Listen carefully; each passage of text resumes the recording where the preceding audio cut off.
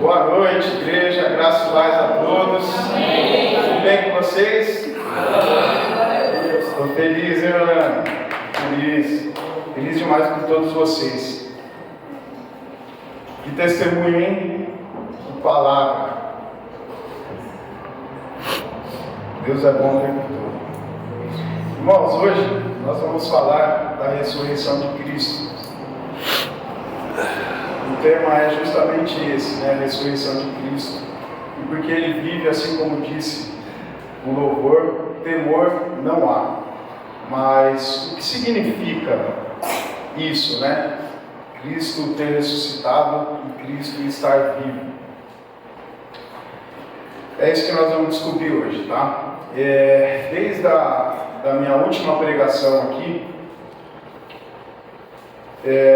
nós ficamos sabendo que nós somos desobedientes, pecadores, né? Desde a criação. Na última pregação da Sara, ela falou justamente também da evolução do pecado, né? E das alianças que foram feitas com Deus com base na obediência.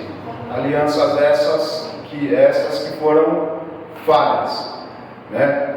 Então, eu queria dizer para vocês o seguinte: alguns de nós aqui sabemos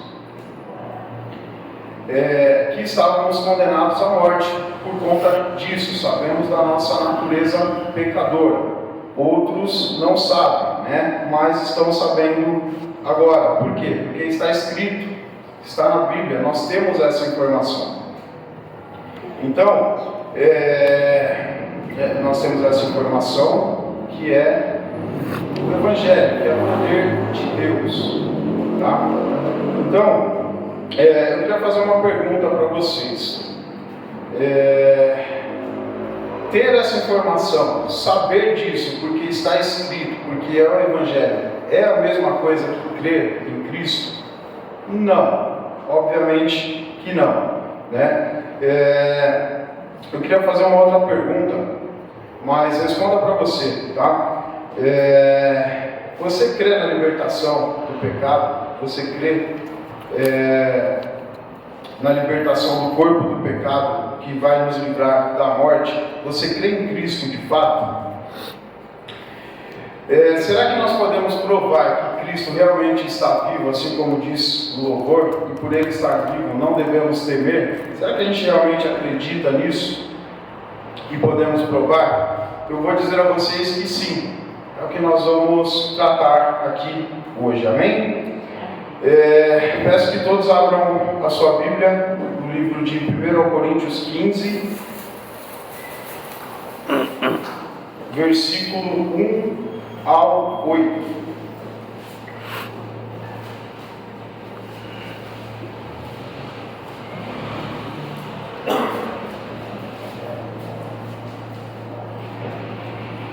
Amém? Vamos lá, a palavra diz o seguinte. O capítulo 15 remete à ressurreição de Cristo, tá? É o título. Irmãos, quero lembrá-los do Evangelho que preguei a vocês, o qual vocês receberam e no qual estão firmes. Por meio deste Evangelho, vocês são salvos, desde que se apeguem firmemente à palavra que preguei. Caso contrário, vocês têm crido em vão. Pois o que primeiramente lhes transmiti foi o que recebi, que Cristo morreu pelos nossos pecados, segundo as Escrituras, foi sepultado e ressuscitou no terceiro dia, e segundo as Escrituras ainda, e apareceu a Pedro, e depois aos 12, depois disso apareceu a mais de 500 irmãos de uma só vez, a maioria dos quais ainda vive, embora alguns já tenham adormecido. Depois apareceu a Tiago, e então a todos os apóstolos. Depois destes também apareceu a mim, como a um que nasceu fora do tempo. Até aqui, amém? Irmãos, 1 Coríntios é uma carta que foi escrita pelo apóstolo Paulo para a igreja, pois havia uma grande divisão. Ela foi escrita aproximadamente 30 anos após a ressurreição de Cristo, né? Segundo as Escrituras aqui, como diz a palavra. Quando Paulo escreveu essa carta, alguns apóstolos ainda estavam vivos e eles podiam testemunhar, eles podiam confirmar que Cristo ressuscitou, pois eles estavam lá.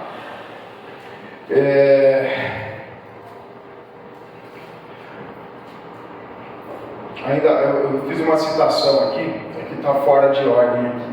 Então eles podiam testemunhar que Cristo ressuscitou, né? E como diz em João 16:7, é o próprio Cristo falando: se eu não for, o Espírito Santo não virá.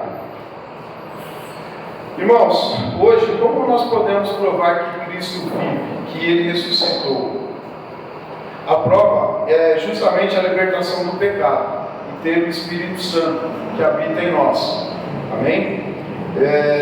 Pela misericórdia, pela graça de Deus, eu posso afirmar para todos vocês que eu sou um testemunho vivo dessa transformação e dessa libertação do pecado. Graças a Deus.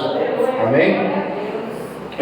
Muitos aqui sabem do meu passado de vícios em álcool, em droga. Alguns pelo testemunho que eu dei. Nós temos um convidado especial aqui, que é o meu amigo Orlando, que me viu muitas vezes nas madrugadas, largado, drogado, bêbado, né?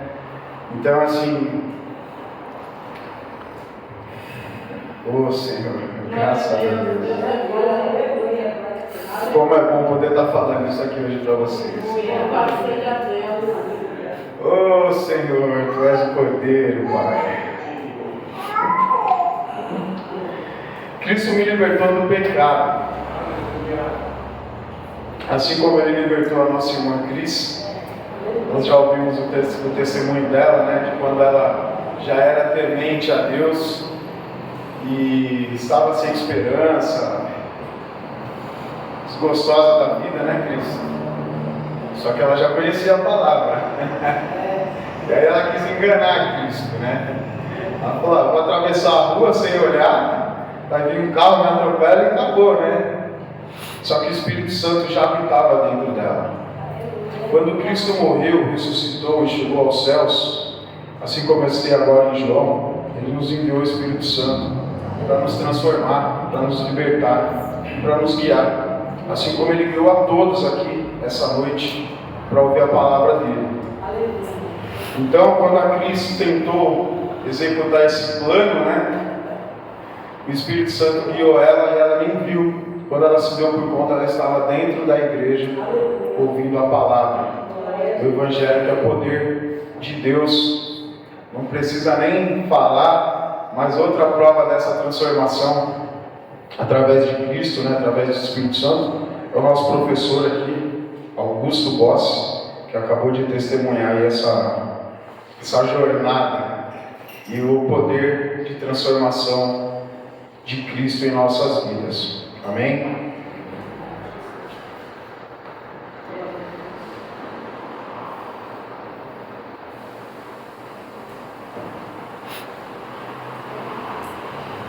Irmãos, quando Cristo veio, como é que Ele fez para provar que Ele era o Messias, que Ele era o Cristo? Foi através dos sinais, dos milagres, não é? Ele transformou água em vinho, andou sobre as águas, multiplicou os pães, os peixes. E Ele fez tudo isso para provar que Ele estava acima das leis, da química, da física, da biologia. Ele fez aleijado andar, fez cego ver. Além de ser bom, é claro, Ele fez esses milagres para provar que Ele era quem Ele dizia ser, não é? Continuando aqui, irmãos, ainda no livro de Coríntios, capítulo 15, nós vamos ler agora os versículos do 17 ao 22.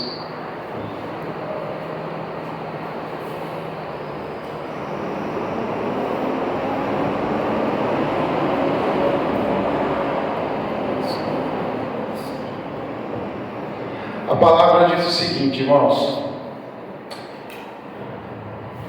e se Cristo não ressuscitou, é inútil a fé que vocês têm, e ainda estão em seus pecados. Neste caso, também os que dormiram em Cristo estão perdidos. Se é somente para esta vida que temos esperança em Cristo, somos de todos os homens os mais dignos de compaixão. Mas de fato, Cristo ressuscitou dentre os mortos. Aleluia, Senhor. Sendo Ele as primícias entre aqueles que dormiram. Visto que a morte veio por meio de um só homem, também a ressurreição dos mortos veio por meio de um só homem. Pois da mesma forma que em Adão todos morrem, em Cristo todos serão vivificados. Amém, Jesus. Amém.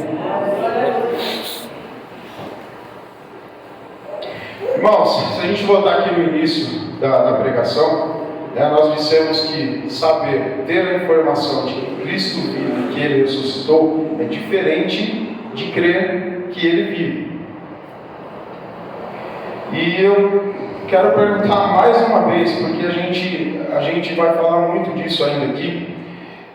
Continuem respondendo para vocês, tá? Você crê realmente que Cristo ressuscitou? Você crê na salvação?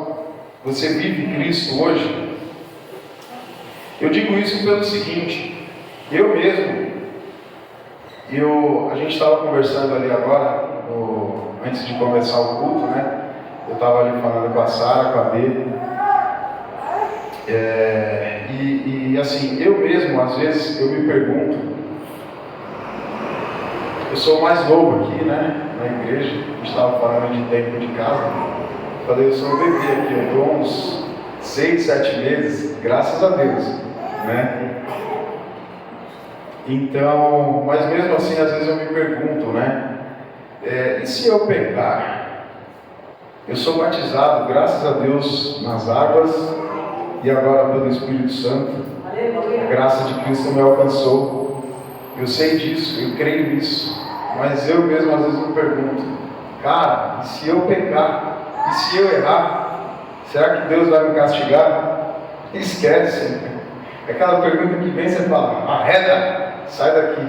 Esquece. Não tem como isso acontecer. Se a gente voltar lá no versículo 17 que a gente acabou de citar, e se Cristo não ressuscitou, é inútil a fé que vocês têm e ainda estão em seus pecados, né? Então assim, eu quero dizer para aqueles que ainda não aceitaram Cristo, que estão aqui, que não adianta você mudar os seus comportamentos, você querer fazer mais o bem do que o mal. Você não vai conseguir se livrar, você não vai conseguir resolver os seus problemas e você ainda vai estar em pecado, porque você está sem Cristo. Eu falo isso com propriedade, porque antes de eu estar na presença de Cristo, né, eu desde sempre eu tive graças a Deus eu tive uma noção do que é certo, do que é errado, do que é bom, do que é ruim. Mas quando nós estamos sem Cristo, em pecado, a gente não tem escolha. Então o que eu tentava fazer? Vou tentar fazer mais o bem do que o mal, né? Eu tentava compensar. Mas eu não entendi ainda o que isso significava, né? Eu não entendi ainda que eu era escravo. Então eu quero dizer para você que a única possibilidade, o único caminho que você tem para sair do pecado, para ter uma transformação na sua vida, é aceitando a Cristo e crendo nele, crendo que ele vive. Não adianta você tentar fazer por conta. Não se pode inverter a coisa. Não somos nós, é ele. Não é uma compensação. Isso não existe. Você não vai conseguir sair por sua conta, tá? Então, vamos pensar, meditar nisso. Irmãos,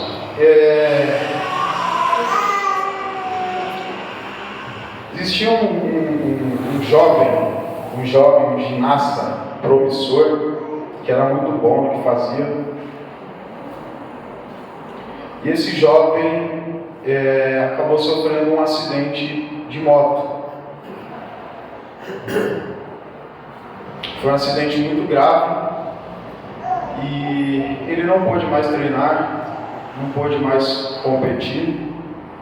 Ficou por alguns anos deitado no leito do hospital, um acidente gravíssimo. E nesse período todo ele, por muitas vezes, pensou em desistir da vida, não via mais esperança, não conseguia enxergar mais a vida. Até que ele conheceu um mestre, Conheceu um homem, um mestre, e começaram a conversar, e esse mestre tentou mostrar que existiam outras possibilidades além do que ele fazia, Ele era um ginasta conhecido, famoso, promissor, e ele começa a ensinar algumas coisas para esse jovem. Esse jovem passa a enxergar outras possibilidades, ele passa a lutar contra esse leito em que ele está, e ele começa a evoluir. Ele tinha que ser dado banho nele, ele não conseguia andar, ele não conseguia fazer nada sozinho. Então ele começa a evoluir, começa a fazer fisioterapia, começa a treinar, até que ele consegue andar, e ele continua com esse mestre, com esses ensinamentos, não é? E ele volta a ter esperança, porque esse mestre está com ele, está ensinando, e ele está enxergando, e ele está acreditando nesse mestre também. Então, esses ensinamentos eram feitos por etapas, assim como ele ia evoluindo também por etapas. Até que chegou um dia, depois de muito tempo, esse mestre disse para ele, fala, olha, você já está preparado, e agora só resta mais uma lição, a última etapa aí. Só que eu quero te dizer que essa lição vai ser árdua, vai ser difícil, é um caminho longo, mas você vai encontrar as respostas que você quer agora. Então eles marcam um dia e os dois saem caminhando. O mestre diz que no final ele vai encontrar as respostas que ele precisa, o sentido, o verdadeiro sentido do porquê que ele está aqui. E eles saem, e essa jornada é longa. Eles saem caminhando floresta dentro, montanhas, passam sede, fome, dor, muitas dificuldades. Mas em nenhum momento dessa jornada, esse jovem, ele desanima. Ao contrário, ele está sempre feliz. Ele saiu feliz, aquela ansiedade, vou encontrar minha resposta, vou encontrar o que eu preciso. E passam-se dias e eles continuam caminhando, e é mais difícil, é fome, é sede, mas ele não desiste, está sempre alegre, disposto, dedicado a chegar aonde ele precisa chegar. Eles chegaram, enfim. Esse mestre chega no local, selvagem ainda, depois de escalar em mais uma montanha. E aí o mestre diz para ele, olha, nós chegamos, e está aqui o que você veio encontrar. Era uma pedra no chão, uma pedra, assim como a gente está vendo uma cadeira aqui, era uma pedra. E aí esse jovem, ele pergunta, ele diz, mas a gente andou tudo isso, essa dificuldade, sede, fome, para chegar nessa pedra. Ele fala, mas em nenhum momento você desanimou. A sua jornada foi totalmente feliz, com dificuldades, é claro, muitas dificuldades, mas em nenhum momento você desanimou. Então, assim, o que eu quero dizer é que sempre,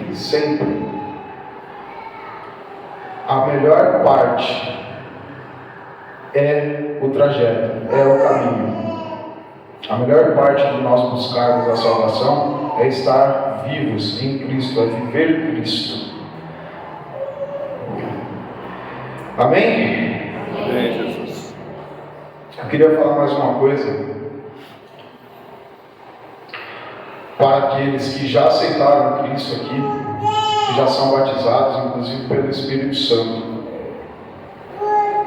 Essa parábola, essa historinha, nós podemos dizer que somos nós esse jovem, e que o nosso mestre é Cristo, e Ele está caminhando conosco. Então, eu quero dizer para você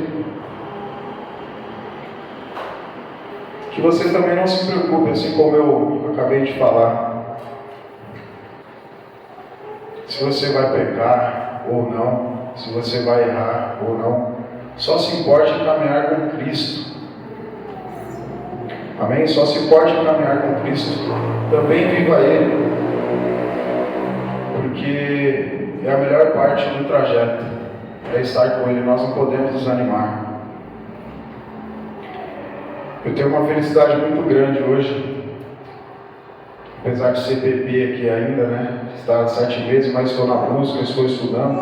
Mas eu tenho uma felicidade muito grande hoje quando eu posso falar de Cristo para alguém.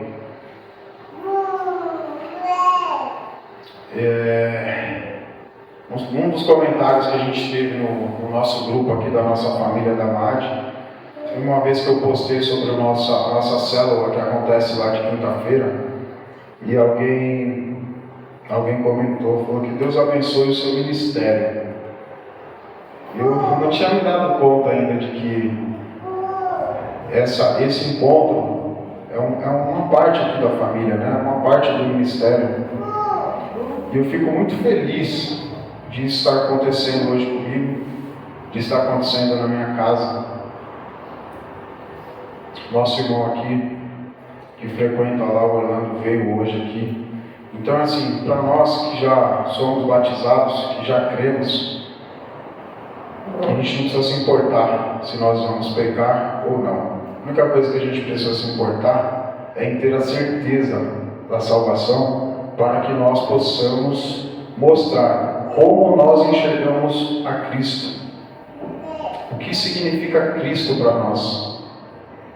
Para aqueles que ainda estão perdidos, que ainda não conhecem. Numa das últimas pregações aqui do pastor Anderson, ele falou acerca do passado, presente e futuro. Porque Cristo é, foi e será. Foi essa analogia que ele fez, não é? Então, assim, para nós que já acreditamos, que já enxergamos Cristo, a gente não precisa se preocupar com o nosso passado, né? E se eu pecar, será que Deus vai me castigar? Não se preocupa com isso, porque senão a gente está vivendo o passado aqui no presente. E também nós não podemos viver o futuro, né? Senão a gente vai viver em crise de ansiedade. Se eu errar, se eu pecar, nossa, olha o que eu fiz. Ai meu Deus, e agora? Então você não está vivendo Cristo, você não está na sua jornada. Você está vivendo uma crise de ansiedade. Não se preocupe com isso, irmão. É claro que a gente não pode ser arrogante ao ponto de acharmos que está tudo resolvido, né? Porque se chegarmos nesse ponto, e eu posso falar com propriedade, Deus vai permitir que você peque, para que você se lembre de como é estar sem Ele. Amém?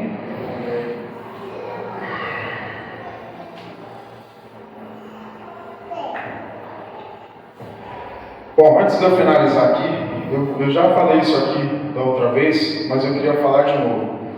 Eu vivi muito tempo perdido, né, sem Cristo, em pecado, porque eu não acreditava na salvação. Eu não acreditava em Cristo, eu acreditava que a gente vivia só para esse mundo. Né? Então, eu vou curtir o que eu puder curtir e depois acabou. Eu não enxergava Cristo, eu me questionava, muito pelo contrário, né? Eu tentei muitas vezes para a igreja, assim como eu disse no começo, eu não conhecia quase nada, mas eu fiquei sabendo, eu tive a informação do que é Cristo, do que significa Ele ter ressuscitado. Eu tive a informação de que nós não vivemos para esse mundo, mas eu não acreditava. Então eu faço 40 anos agora no próximo mês, e vivi aí praticamente 39 anos perdido, por não acreditar na salvação. Nós não vivemos para esse mundo, nós vivemos para a vida eterna. Aleluia. Graças a Deus. Bom, eu disse no início que nós iremos provar, não é? Que Cristo vive, que Ele ressuscitou e vive, portanto nós não devemos temer. Assim como eu já disse sobre a nossa irmã Cristo, o boss aqui sobre o testemunho dele, a transformação que eu tive na minha vida é uma prova de que Cristo vive.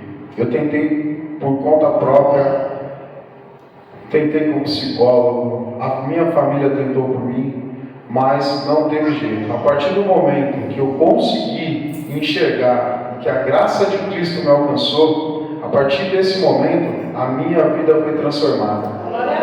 Graças a Deus. Então assim, como é que nós podemos provar isso?